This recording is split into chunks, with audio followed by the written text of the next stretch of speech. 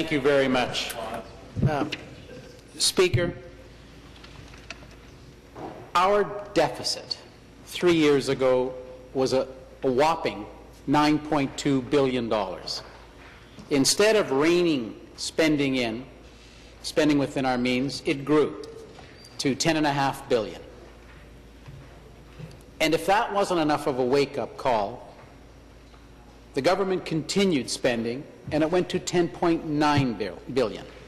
So now we've heard from Moody's, who downgraded, Fitch, who downgraded us, others who have given us a downgrade, moved us from stable to negative, Conference Board of Canada, Chamber of Commerce of Ontario, Canadian Federation of Business, all have weighed in, telling the province to drastically change their pattern. The Auditor General said it best, Speaker. She said in her annual report in December that if you don't dramatically change the path that you're on, you will begin to crowd out the core services that Ontarians rely on. And that is exactly, Speaker, what's happening in Ontario. Everything she said would happen is happening. I have stood in this legislature and talked about the fact that in my hometown of North Bay, 94 healthcare workers, frontline healthcare workers, including 54 nurses this year, were fired, full-time, plus 34 part-time were fired at our hospital. 43 workers at Ontario Northland fired. 54 workers at Nipissing University, including 22 professors, all fired because this government can't balance their budget. So our interim leader, Jim Wilson, has put forth 5 solid, credible ideas to help us move Ontario forward. We talked about the Ontario Registered Pension Plan.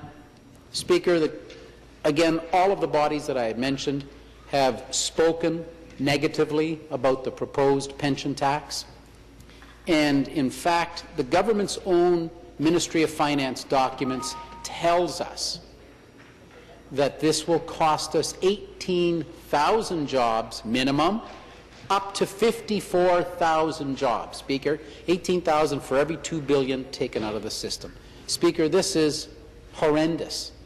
I don't know what you have to do to shake these guys to say you're costing us jobs at every single turn. Every time you think you're helping us, you cost us jobs. Here's some advice. Stop helping. Thank you. Just stop helping. The cap-and-trade tax is an interesting one. Again, their own document, cabinet advice, confidential advice to cabinet actually is what it calls, tells them, do this, cost you 5,000 jobs right off the bat. That's what it's going to cost. Price of gasoline, price of everything goes up. It's a tax on everything. Does something need to be done? Yes.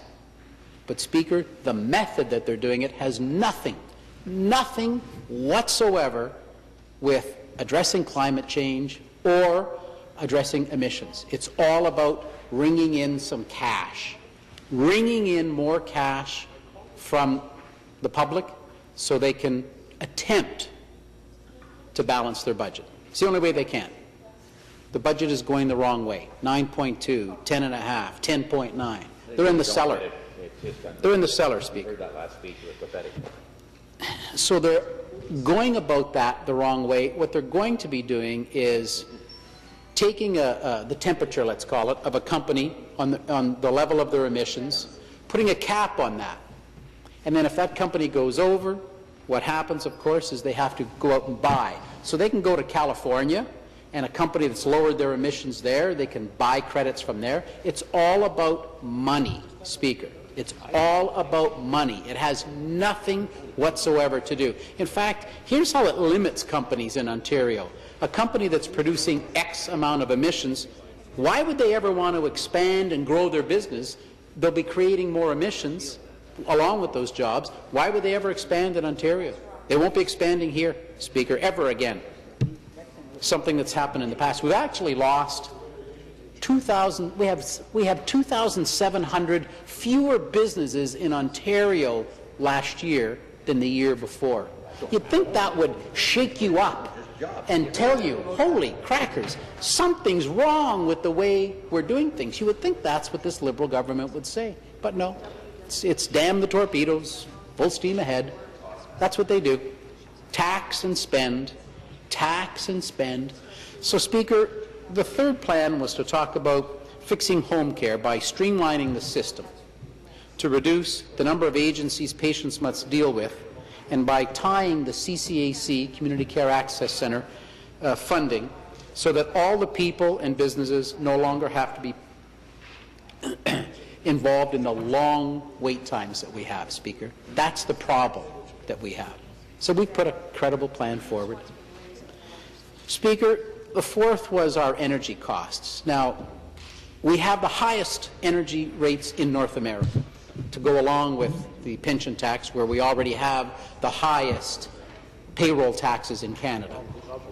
I have no idea how the government continue to say our hydro rates are normal, our hydro rates are fine, our hydro rates are average. I just don't understand how they can get away with saying that when we have the highest energy rates in all of North America, period.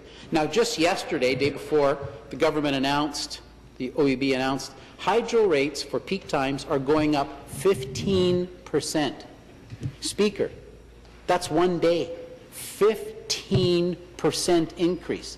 Our rates have already tripled. The next rate increase, our rates will have quadrupled since the day this government took office. That's why we've lost 300,000 people who used to work in manufacturing. That's where they're gone. They're gone, Speaker. Nobody on that side seems to care. 15% increase.